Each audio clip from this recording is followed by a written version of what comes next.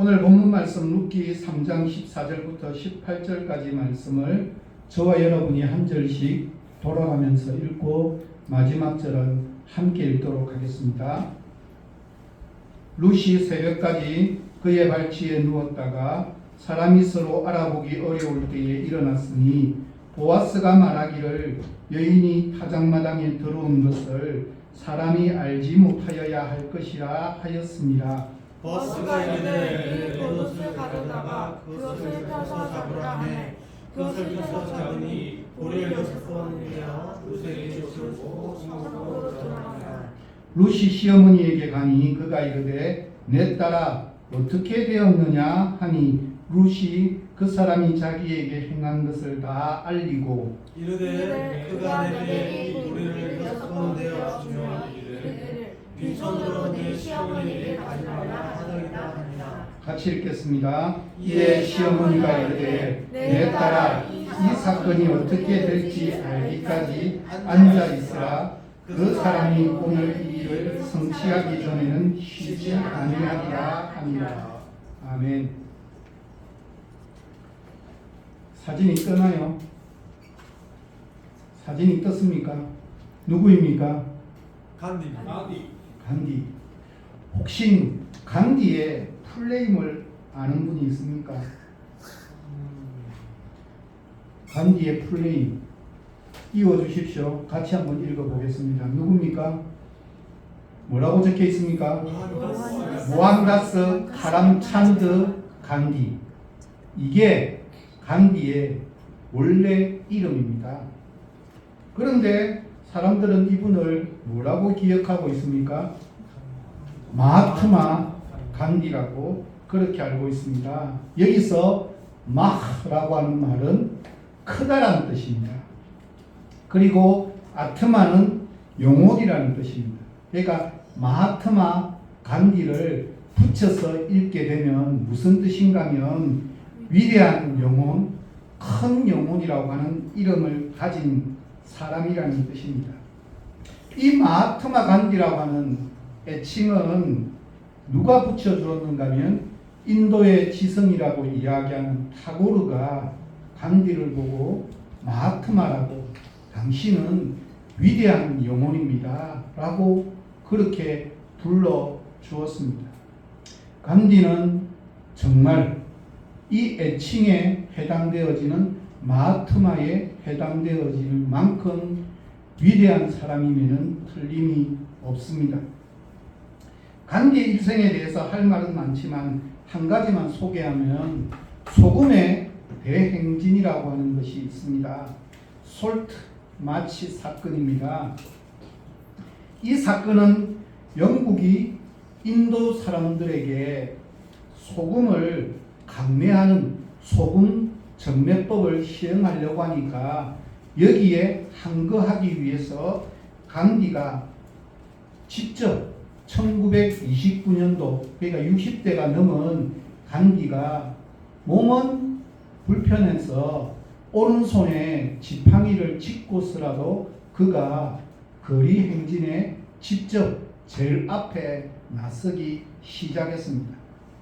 수천 명 사람들이 선두에 서서 맨발로 한 손에는 지팡이를 짚고 행진하고 있는 이 사람들의 모습은 너무나 장엄한 모습입니다.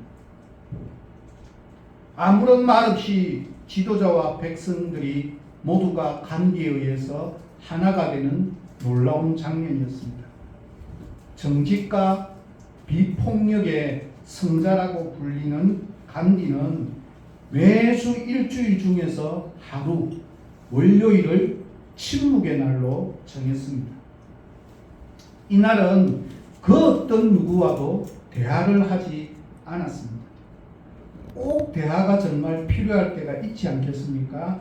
그때는 손으로 종이에 글을 적어서 대화를 자기는 듣지만 스스로 입을 열지 않았습니다. 한 주간 중에 하루만큼은 철저하게 침묵과 사색으로 보내었습니다. 오늘 이 시대 우리 주위를 둘러보면 너무너무 시끄럽고 조용하면 오히려 두려운 마음을 가지는 것이 현대의 모습입니다. 사람들은 자신만의 소중하고도 중요한 시간이 지워지게 되면 무엇을 할지에 대해서 오히려 걱정하기 시작합니다. 에리 프롬이라는 학자는 이렇게 말합니다. 인간은 자유를 원하지만 막상 자유가 주어지면 그 자유로부터 도피하기를 원한다고 그렇게 이야기했습니다. 사람들은 무엇이든지 아주 사소한 이야기라도 스스로의 목소리를 내어야만 하지, 침묵하거나 아무것도 하지 않으면 스스로가 불안해하고 걱정하고 염려하고 두려워합니다. 이것이 현대인의 모습입니다. 우리는 침묵의 소중함을 배울 필요가 있습니다. 시끄럽고 혼란의 소리가 아닌 정말 나의 숨소리에 내가 깜짝 놀랄 만큼의 그런 고요함 가운데 하나님을 만나는 시간이 우리에게는 필요합니다. 오늘 본문의 시작은 룻이 보아스와 함께 하룻밤을 보낸 것으로 소개하며 시작합니다. 14절입니다. 한번 읽어보도록 하겠습니다. 사람이 서로 알아보기 어려울 때에 일어났으니 보아스가 말하기를 여인이 타작마당에 들어온 것을 사람이 알지 못하여야 할 것이라 라고 소개하고 있습니다.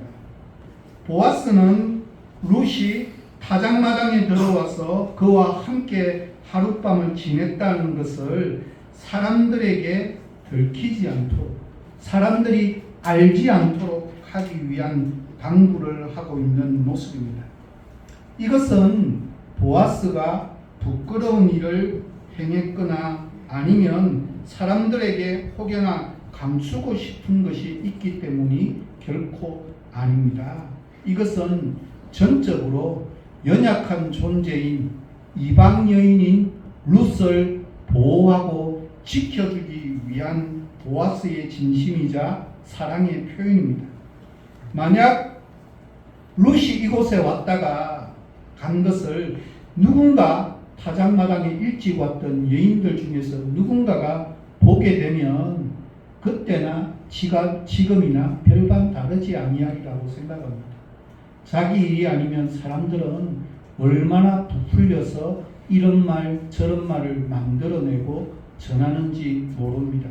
그래서 한 영혼이 너무너무 깊은 상처를 받을 수밖에 없도록 만드는 것이 사회인의 모습입니다. 그래서 이 모든 것을 알고 있는 보아스는 어떻게 하든지 간에 룻을 지켜주고 보호해주고 싶은 마음이 있었습니다. 그리고 난 이후에 15절을 보면 보아스가 룻에게 보리를 6번이나 퍼담아 주었다라고 소개합니다. 왜 이렇게 했을까?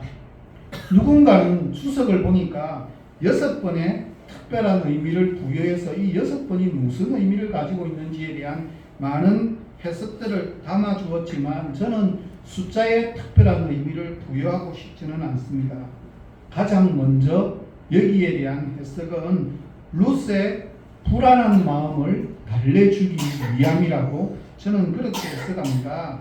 룻의 시어머니 나오미의 말을 듣고 전적으로 순종하고 보아스에게 나와서 하룻밤을 보내게 되었는데 그 하룻밤 보내면서 듣게 된 이야기가 룻에게는 너무나 놀라운 이야기를 듣게 되었습니다. 그것이 무엇입니까? 어떤 내용입니까? 12절 말씀입니다. 12절 말씀을 우리 같이 읽어볼까요? 참으로 나는 기업을 물지 않으나 그 영을 잡아서 나보다 더 가까운 사람이 있으니.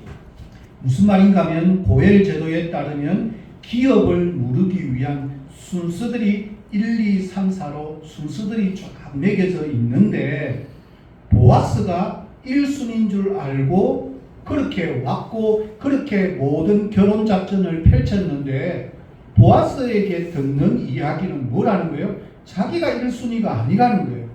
자기보다 더 앞선 순위의 사람이 있다는 이야기를 듣게 되니까 룻의 마음에는 어떻게 해요? 정말 멘붕이 온 거예요. 이게 어떻게 하지? 나는 어머니의 말씀만 듣고 분명히 이분이 틀림없이 인수인 줄 알았는데, 그러니까 루스의 마음에는 밤에 잠을 자는 둥 마는 둥 온갖 걱정과 염려가 밀려 들어올 수밖에 없는 밤을 보내었음이 분명합니다. 그렇기에 이런저런 걱정과 염려와 고민이 깊은 밤을 보낸 루스에게 보아스가 걱정하지 마라, 염려하지 마라, 그렇게 립서비스의 말을 하기 전에 이 마음을 알고 있는 보아스가 뭘 했다는 거예요? 보리를 6번이나 담아주면서 안심시키는 모습으로 저는 해석을 해봅니다. 또한 이것은 나오미를 위한 마음이기도 합니다. 어떻게 보면 룻보다 나오미가 더 불안해하고 걱정하고 염려되는 밤을 보내지 않았을까요? 일이 어떻게 진행되어지고 있는지 룻은 그곳에 현장에 있기 때문에 알고라도 있는데, 그곳에 없는 시어머니 나오미의 입장에서는 너무너무 염려도 되고 걱정도 되고 내 계획대로 잘 진행되었는지 얼마나 많은 염려를 하겠습니까? 그런 나오미에게 걱정하지 말고 염려하지 마십시오, 잘 진행되어질 것입니다에 대한 안심의 마음도 저는 여기에 포함되어져 있다라고 그렇게 생각해 봅니다. 보아스는 이것으로 인해서 보리를 퍼담아주는 것으로 인해서 룻과 나오미의 마음을 안심시키는 것이 아니라 진짜 자신이 진행해야 되는 일이 무엇인지 너무나 잘 알고 있었습니다. 이 고엘 제도인 기업물을 자에게서 자신보다 더 우선순위에 있는 어르신을 만나서 법적으로 해결해야 될 문제가 있음을 누구보다 잘 알고 있는 보아스가 어떻게 했습니까? 그래서 오늘 본문 15절의 마무리를 뭐라고 했습니까? 성읍으로 들어가니라, 그렇게 마무리됩니다.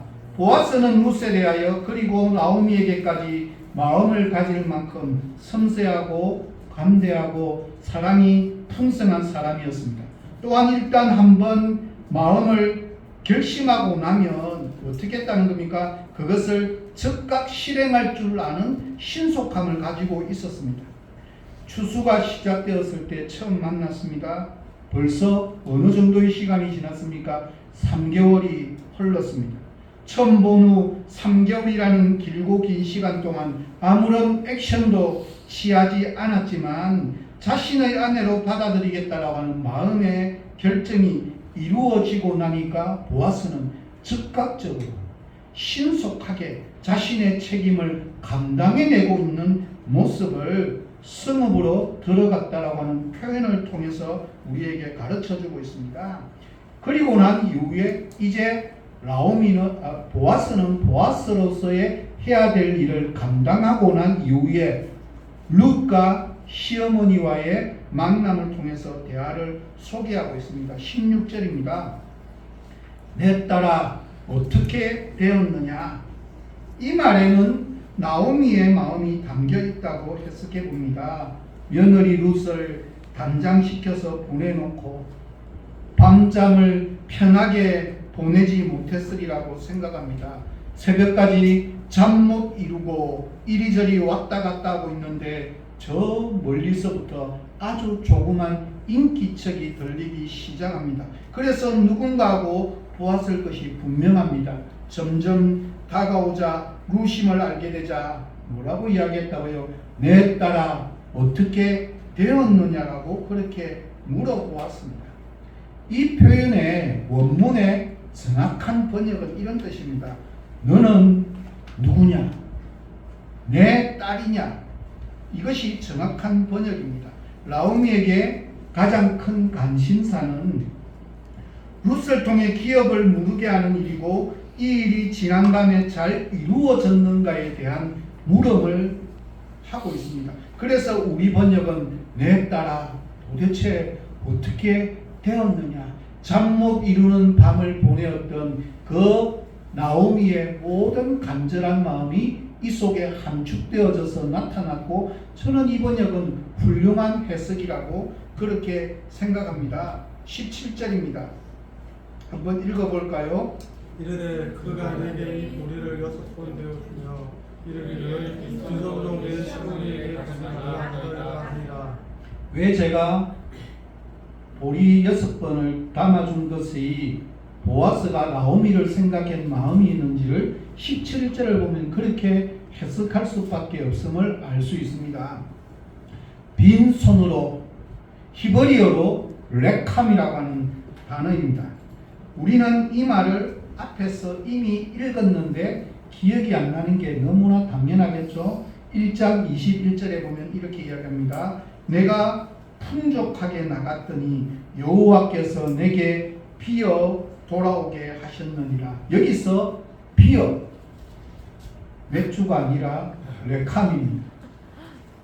레캄은 나오미가 10년 동안 모압에서 살면서 겪었던 아픔을 상징하는 표현입니다.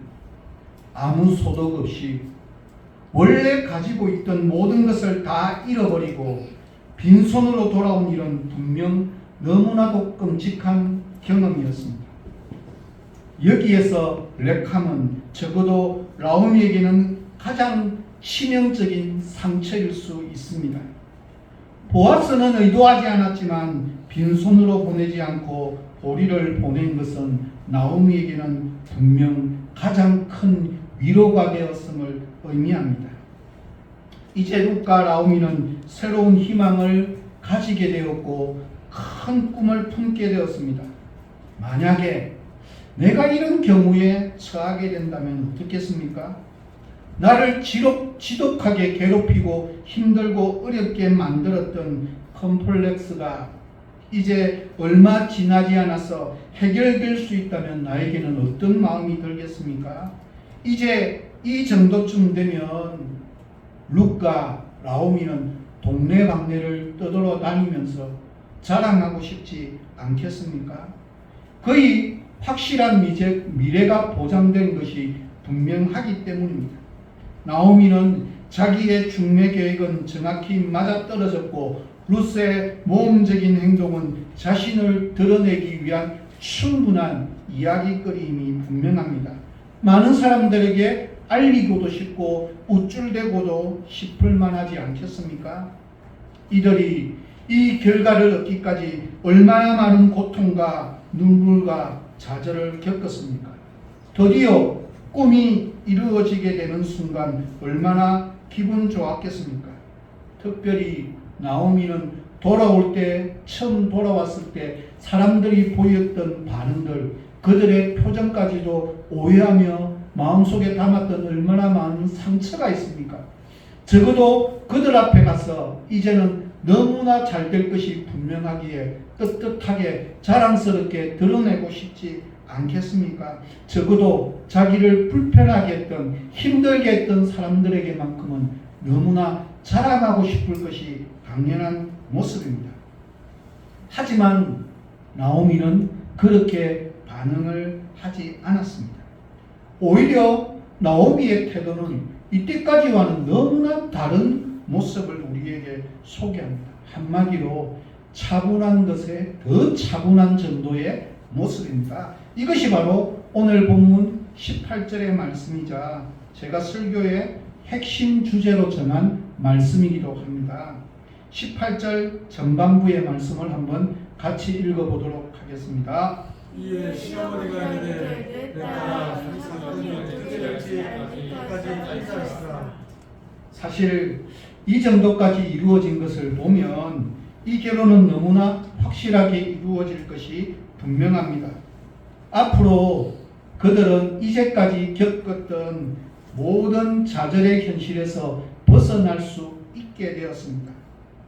좋은 말로 간단하게 표현하면 불행 끝 행복의 시작이 도래하기 바로 직전입니다. 모든 일이 잘 풀리고 있었습니다. 설령 기업물을 자가 보아스보다 빠른 순위의 사람이 한 명 더 있다 할지라도 보아스로 정해질 것에 대한 분명한 확신을 가지게 되었습니다. 이제는 정말 자신할 수 있는 순간입니다. 그러나 나오미는 자신의 결혼 작전을 철저히 세우고 온전히 진행시켰고 계획대로 움직여졌고 하나님께서 도와주고 계신다는 사실을 분명히 확신했지만 나오미의 믿음은 뭐라는 겁니까? 잠시 앉아 있으라고 그렇게 표현하고 있는 내용입니다. 최종적인 결과를 받기 전까지는 시간을 가진다는 말입니다. 기다리는 것처럼 사람을 힘들게 하고 긴장시키는 일은 없습니다. 영국의 다이애나 왕세자비가 죽게 되었고 장례식장에서 그의 동생이 낭독한 시 중에 이런 식구가 있습니다.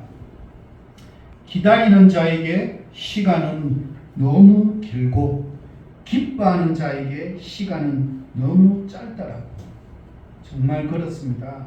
기다리는 사람에게 시간은 너무너무 길게 느껴지고 더디게 시간이 가는 것처럼 느껴지고 길고 긴 불안의 시간에 연속의 시간을 맞이하게 됩니다.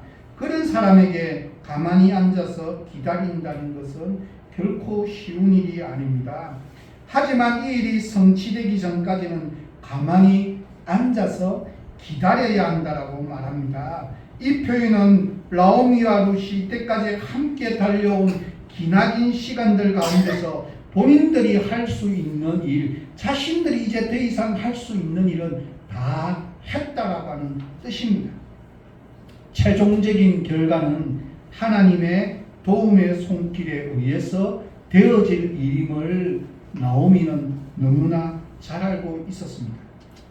발치 이불을 들고 들어갈 정도로 적극적으로 나아가야 할 때가 있고 지금처럼 기다리며 가만히 앉아 있고 있어야 할 때가 있다는 사실입니다. 때에 맞는 순종으로 최선을 다한 후에 결과는 하나님께 전적으로 내어 맡기는 믿음의 자세가 우리에게 필요합니다.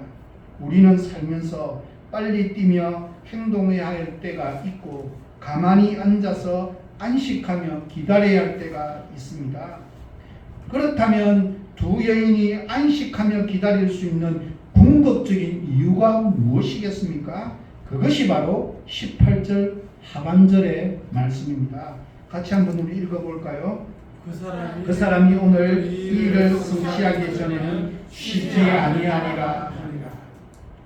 나오미와 룻이 가만히 앉아 있을 수 있는 궁극적인 이유는 우리들이 할 수 있는 일을 다 했고 최선을 다했고 이제부터는 그 일을 보아스가 쉬지 않고 진행시켜 나갈 것을 분명하게 믿고 있었기 때문입니다. 이것을 다른 말로 표현하면 하나님의 일하심, 하나님의 열심이라고 하는 표현입니다. 우리는 때론 힘들고 어렵고 피곤하여서 낙담하고 좌절할 수 있지만 하나님의 열심 때문에 우리는 힘들면 쉴 수 있지만 우리를 대신해서 일하시는 하나님으로 인하여 우리는 다시 일어설 수 있게 된다는 사실입니다. 나는 쉬지만 쉬지 않으시는 하나님을 볼 수 있는 믿음의 눈을 우리 모두는 가질 수 있어야만 합니다. 룻의 설명을 들은 나오미는 보아스가 앞으로 이 일을 이루게 됨을 확신했습니다. 우리는 내가 할 일을 다하고 하나님께 맡겼을 때 하나님께서 쉬지 않으실 것을 믿고 기다리면 됩니다. 쉬지 않고 일하시는 하나님 때문에 내가 어떻게 될 수 있으리라고 하는 믿음을 가지는 그것이 우리의 바른 믿음의 모습입니다. 저는 본문을 묵상하면서 오버랩되는 사건이 있습니다. 룻기를 시작할 때의 모습입니다. 하나님께서 약속하여 주신 약속의 땅에 흉년이 찾아왔을 때 나오미의 남편인 엘리멜렉처럼 모압 땅으로 떠난 것은 기다림의 시간에 대한 실패라고 이 룻기를 기록한 저자는 생각하고 있는 것은 아닐까? 그렇게 생각해보면 나오미에게 이제부터는 앉아서 기다려야 된다는 믿음의 표현은 비싼 수업료를 통해서 얻게 된 믿음의 교훈은 아닐까? 최선을 다한 후에 하나님의 뜻을 향한 기다림의 시간은 하나님의 침묵이 아니라 하나님께서 마지막 성취하시기 위한 하나님의 시간의 계획임을 분별하고 하나님께 내어 맡김으로 하나님의 이루심을 기대하며 소망하며 나아가는 것이 우리의 바른 믿음의 모습입니다. 우리에게는 하나님께서 나를 위해서 일하실 때 내가 앉아 기다리는 시간은 언제입니까? 잘 된다고 흥분할 것 없고 안 된다고 좌절할 것도 없습니다. 앉아서 하나님의 시간을 기다리는 침묵이 우리에게 필요합니다. 이 시간은 철저하게 하나님의 시간을 기다리면서 나를 돌아볼 수 있는 시간이 되어야 합니다. 간디가 60이 넘은 나이로 그것도 맨발로 천리길이나 행군할 수 있었던 힘은 무엇일까? 학자들은 여기에 대해서 이렇게 얘기합니다. 그가 매주 월요일마다 가진 침묵의 시간이 그를 더 단단하게 만드는 힘의 원동력이 되었기 때문이라고 말합니다. 저는 여기에 전적으로 동의합니다.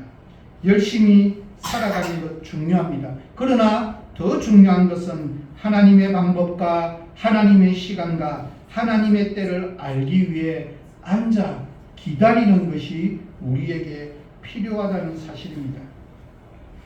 임진왜란 때 일본에 끌려간 조선 도공의 후예로서 일본 도자기계의 대명사인 사스마야키의 14대 주인인 심수관 씨가 한 20여 년 전에 서울에서 아주 감동적인 강연회를 가졌습니다. 현재는 15대가 이제 주인이 되었지만 그때는 이 심수관 가의 14대가 주인이 되어서 왔던 이분이 일본의 한국 대한민국 명예 총영사를 역임하셨고 우리나라에서 은강문화훈장을 받으신 분입니다. 이분의 강연할 때 내용 중에 한 가지가 무엇인가 하면 자신이 초등학교 다닐 때 학교를 마치고 집으로 돌아가면 제13대 도공이었던 자신의 아버지가 자신에게 들려주었던 이야기를 합니다. 어린 자신을 도자기를 굽는 곳으로 부르더니 구슬만한 흙덩이를 뭉쳐 도자기를 빚는 물레 위에 올려놓고 바늘 하나를 조심스럽게 그 중심에 꽂았습니다. 그리고 물레를 돌리면서 무엇을 느끼는지 물었습니다. 답하기를 물레는 돌아가는데 바늘은 움직이지 않는다라고 대답을 하자 아버지가 기다렸다는 듯이 말을 합니다. 움직이는 물레 속에서 움직이지 않는 중심을 찾는 것이 앞으로 너의 인생이 되어야 한다. 그때는 아버지의 말을 이해할 수도 없었고 성장한 뒤에도 끊임없이 기술을 연마하느라는 뜻으로만 이해하였습니다. 그리고 더 나이가 들게 되었어야 비로소 그것은 타국에 끌려온 조선도공의 피와 을을 이어받은 조선인의 후손으로서 확립하지 않으면 안 될 자기 정체성에 대한 가르침임을 비로소 깨닫게 되었습니다. 임진왜란의 패자로 눈물을 흘리며 일본으로 끌려간 조선 도공들이 무려 400년 이상 동안이나 타국에서 자기 정체성을 잃지 않고 살아올 수 있었던 것은 대대로 전해 내려오는 움직이는 물레 속에 움직이지 않는 중심을 찾으라고 하는 이 한마디의 가르침 덕분이라고 했습니다. 왜 선조들이 무엇보다도 자기 정체성을 중요하게 생각하였을까요? 자기 정체성의 확립 없이는 다시 말해 일본 도공의 흉내나 내려고 했으면 이국 땅에서의 삶의 뿌리도 평안도 기쁨도 누릴 수가 없기 때문입니다. 그래서 저는 생각합니다. 참된 바른 신앙이란 바쁘게 움직이는 세상 속에서 움직이지 않는 진리의 중심인 하나님의 말씀, 하나님의 뜻이 무엇인지를 끊임없이 바르게 찾는 것이 우리의 믿음의 본질이라는 사실입니다. 이렇게 저렇게 움직이는 나의 생각, 세상의 생각이 아닌 고정되어진 하나님의 뜻, 하나님의 말씀이 무엇인지를 발견할 수 있는 믿음이어야만 합니다. 제가 오후에 한번 했던 이야기 중에 한 가지가 노아 방주와 모세의 갈대 상자가 동일한 또 히브리어 원어로 보면 똑같은 단어라고 제가 이야기했습니다. 그런데 이 노아 방주의 방주와 배의 가장 큰 다른 차이점이 뭐라고요? 노아 방주에는 조타실이었고 배를 방향을 조절하는 키가 달려있지 않다는 사실입니다. 한마디로 비가 오면 비가 오는 대로, 바람이 불면 바람이 부는 대로 움직이지만 배는 키에 의해서, 조그만 핸들에 의해서 움직이지만 방주는 그렇지 않다는 사실입니다. 우리 모두의 인생은 주님께서 우리 삶의 주인이 되어져서 신이 운행하실 때, 그때 우리의 인생은 비로소 온전하고 바른 인생이 되어질 수 있다는 사실입니다. 그런 은혜를 경험하기 위해서 우리는 나의 방법대로 열심히 살 수 있지만 하나님의 뜻이 온전히 이루어지기 위해서는 잠깐 멈추어서서 하나님과의 은밀한 시간을 가지고 하나님의 생각과 하나님의 기준이 무엇인지, 이 세상에 바쁘게 돌아가는 움직이는 세상의 둘레들이 아니라 적어도 움직이지 않는 하나님의 뜻이 무엇인지를 바르게 깨달을 수 있을 때만 우리의 믿음은 아름다울 수 있고 참된 가치를 발휘할 수 있다라고 그렇게 생각해 봅니다. 우리의 믿음이 이런 믿음이 되어지기를 소망합니다. 아무리 바쁘고 분주한 세상 속에서라도 움직이지 아니하는 하나님의 뜻이 무엇인지를 언제나 바르게 깨닫고 분별함으로 말미암아서 하나님의 뜻대로 우리의 인생이 움직여져 나가는 귀하고 복된 은혜를 경험하며 살아가는 귀하고 복된 모든 청교회 성도 모두들이 다 되시기를 예수 그리스도의 이름으로 간절히 부탁드립니다. 함께 기도하도록 하겠습니다. 말씀으로 우리를 인도하여 주시는 하나님 감사합니다. 룻기 말씀을 통해서 가만히 앉아 기다리며 있어야 할 때와, 그리고 하나님께서 쉬지 아니하시고 우리를 위해서 일하시는 하나님이 어떤 분이신지, 나의 힘과 하나님의 뜻이 어떻게 하모니를 이루어 가야 되는지를 살펴봅니다. 우리의 인생 가운데 하나님의 계획보다, 하나님의 생각보다 내 생각이 더 앞서지 아니할 수 있도록 도와주옵소서.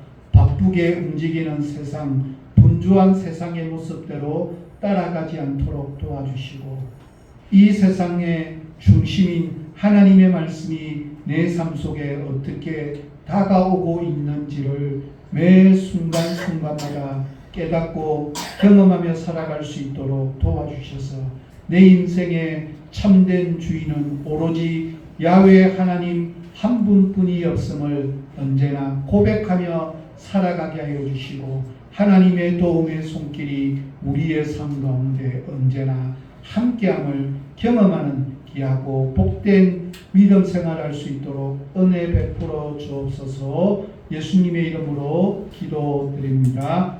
아멘.